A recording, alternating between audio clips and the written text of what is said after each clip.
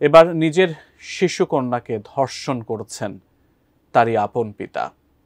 মায়ের মৃত্যুর 3 দিন পর থেকেই একাধিকবার মেয়ের ওপর পাশবিক নির্যাতন চালিয়েছেন শিশুটির বাবা। ভয়, আতঙ্ক আর লোকলজ্জার কারণে বিষয়টি প্রকাশ করতে পারেননি ভুক্তভোগী। কিন্তু শেষ রক্ষা হয়নি। গ্রেফতারের পর অকপটে তার স্বীকারও করেছেন তিনি। এসআই রাজ জানাচ্ছেন বিস্তারিত। এটাই তো কেমত নমুনা, বাপে মেয়েরে দর্শন করতে পারে, এটা কি আর কেমত নমুনার বাকি কি আছে বাবা? আর নিশা লোক ছাড়া তো এইসব এগুলো করা আসলে আমার কাছে মনে হয় না যে ভালো লোকে এইসব কাজ করে। সবাই মিলে ধরলাম, ওনারা শিকার হয় না। পরে নোংরা যে ফালায় রাখছে, নোংরা খুঁজে বাই করলাম। তার পরবর্তীতে শিকার গেছে, ভাই আমি এটা ভুল করে লাইছি, আমার ক্ষমা করে দেন। 1 মাস আগেই অসুস্থতাজনিত কারণে মারা গেছেন মা রোজিনা। 3 ভাই বোন মিলে বাবার সাথে রামপুরার পূর্ব হাজিপাড়ায় বউবাজারের এই বাসায় ভাড়া থাকতেন সাদিয়া।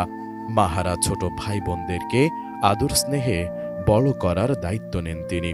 কিন্তু বাবার লালসার শিকার হয়ে থমকে গেল তার জীবন। 9 মার্চ আনুমানিক রাত 2টা।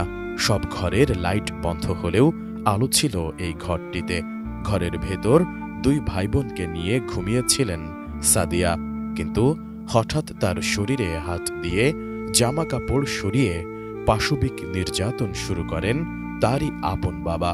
শুধু এবারই নয়, ভয়ভীতি দেখিয়ে এর আগেও একাধিকবার মেয়েকে ধর্ষণ করেছেন বাবা রিকশা চালক মোহাম্মদ আনারুল ইসলাম। সব মশার বিরুদ্ধে সুরক্ষা দিতে এলো বসুন্ধরা এক্সট্রিম অ্যারোসল, মশার বিরুদ্ধে এক্সট্রিম সুরক্ষা। এই সেই ঘর, যেই ঘরে 14 বছরের শিশুকন্যাকে, নিজের আপন শিশুকন্যাকে আপন বাবাই ধর্ষণের ঘটনা ঘটিয়েছেন। এবং এই ঘরের ভেতরেই সেই অপকর্মগুলো চলেছিল। পাশের প্রতিবেশীরাই কিন্তু আসলে খবর জানতে পারে। এবং এটা কিন্তু শুধুমাত্র একবারের ঘটনা এমন না। এই ঘরের যিনি কন্যা শিশু ছিলেন, সেই শিশুর মা কিন্তু মারা গেছে। মারা যাওয়ার 3 দিন পরেও কিন্তু এই পাশবিক নির্যাতনের হাত থেকে রক্ষা পায়নি 14 বছরের সেই কন্যা শিশুটি। ন্যাক্কারজনক এই ঘটনা টের পান এক প্রতিবেশী। লোকজন ডেকে শিশুকে উদ্ধার করে পুলিশকে খবর দেন তারা। জানান সেই রাতের ঘৃণ্য কাহিনী।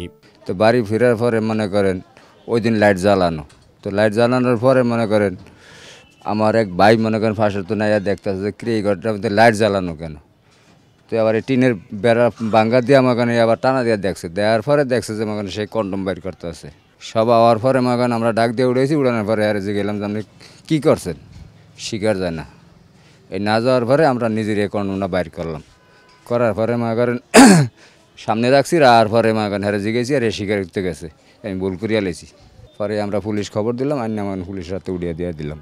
আমি রাত্রে শুয়েছিলাম, দেখি চিল্লাপিল্লা লাগছে।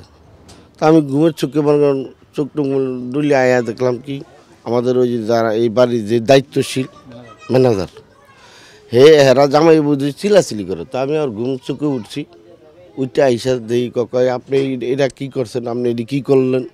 ও অস্থির হয়ে গেল। উনি আসলে নেশাপানি করে আমার এমন একটা মনে হয়, কেন উনি চাই চালান থাকলে বোঝা যায় আর কি। এই রুমের লাইট প্রতিদিনই জ্বলে। হঠাৎ করে আমার মানে কানে আওয়াজ আইলো, মানে কাগজের আওয়াজ শোনা যাইতেছে। ওই খারাপ কাজ করার সময় যে নোংরা জিনিসটা করছে, ওই নোংরা জিনিস আনছিল যে কাগজের ভিতরে আসছিল, ওটা বাইক করার সময় আওয়াজ হয়েছিল। পরে আমি দেখতে পাই, পরে আবার আমি প্রস্রাব করে ভিতরে ঢুকে গেছি। আমি আবার আসছি যে জিনিসটা আবার দেখি, জিনিসটা দেখা দরকার। ওই সময় আমার ওয়াইফ বাইরে ছিল, তারপরে ওনারও দেখাইলাম, তারপরে ম্যানেজারে ডাক দিলাম, ওনারাও সব দেখছে, সরাসরি কাজের ভিতরে দেখছে। সবাই মিলে ধরলাম, ওনারা শিকার হয় না। পরে নোংরা যে ফালায় রাখছে, নোংরা খুঁজে বাই করলাম। তার পরবর্তীতে শিকার গেছে, ভাই আমি এটা ভুল করে লাইছি, আমার ক্ষমা করে দেন। পরে তো মনে করেন যে থানার জানানো হলো, থানার লোক আইসা পরে এটা দেখলো। এমন ঘটনাকে কিয়ামতের আলামত হিসেবেই দেখছেন এই প্রতিবেশী। আমার ফোন দিয়ে আনছে, আনার পরে দেখলাম যে মেয়েতে এনে আর ওর বাপে এনে এটা কন্ডম নিয়ে আনার মধ্যে বসে রয়েছে। তারপরে এর মধ্যে কী করলাম, আমি আইলাম, আইয়া চৌকিটার মধ্যে বইলাম। আবার শিশু বাচ্চা 2টা ছোটো ছোটো বাচ্চা দেখে মনে করেন যে হ্যার গায়ে হাত দেবো আমার দ্বারা মানে আমার সম্ভব হয় না আমি যে হ্যার 2টা থাপড় দেবো। তো হ্যাঁ কী করলে হ্যাঁ জাবুরে আমার পায়ের মাঝে পড়লো, কয় আমার দেখেন জীবনে ভুল করে লাইছে আর কিছু করবো না। এইটাই তো কেমত নমুনা, বাপে মেয়েরে দর্শন করতে পারে, এটা কি আর কেমত নমুনার বাকি কি আছে বাবা? বাপে কোনো দিন জীবনে কেমনে হয় তার লুচিটা কীভাবে হইল? বউ মরছে কয়জন এসে বাবা, এই কত 22-23 হাজার টাকা উড়াই আর বউ নিয়ে পাঠাইছে মাটি দেওয়ানো লাগিয়া দেশে, আমরা টাকা উড়াই দিছি এনের মানুষে, যে গরিব মানুষ তার 3টা বাচ্চা লইয়া রয়েছে, আর সেই জায়গার ভিতরে যায় সে যে এই সমস্ত নিগুষ্টি কাজ করে, এটা কি বাবা আমরা জানি? আপনারা কি চান এখন, মানে কি হওয়া উচিত? সত্য বিচার চাই ওর, আজও যে কোনো মানুষ যেন এই সমস্ত কাজ না করতে পারে। এ ঘটনায় অভিযুক্ত বাবাকে গ্রেফতার করে রামপুরা থানায় নেওয়া হয় এবং কিশোরীকে উদ্ধার করে ভর্তি করা হয় ঢাকা মেডিকেল কলেজ হাসপাতালের অনস্টপ ক্রাইসিস সেন্টারে। রেফের মতো একটা ঘটনা একটা সংবাদ পাই, আমি আমার টিমকে পাঠাই ওই জায়গায়।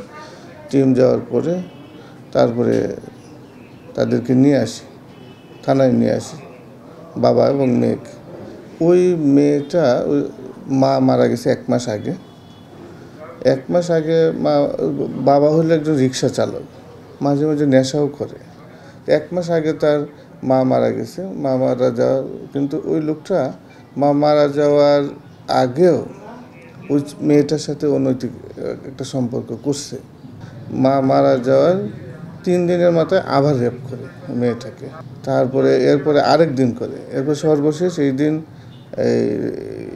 ওই রেপ করার সময় ফাঁসের বাসা, যেহেতু গরিব মানুষ, প্রতিবেশী গরিব মানুষ, তার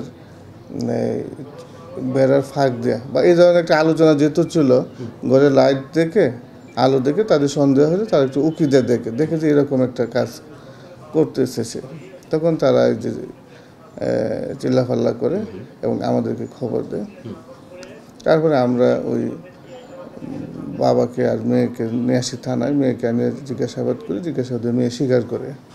পরে আমরা মেয়েটাকে আমরা ভিকটিম সাপোর্ট এতে পাঠাই, আমরা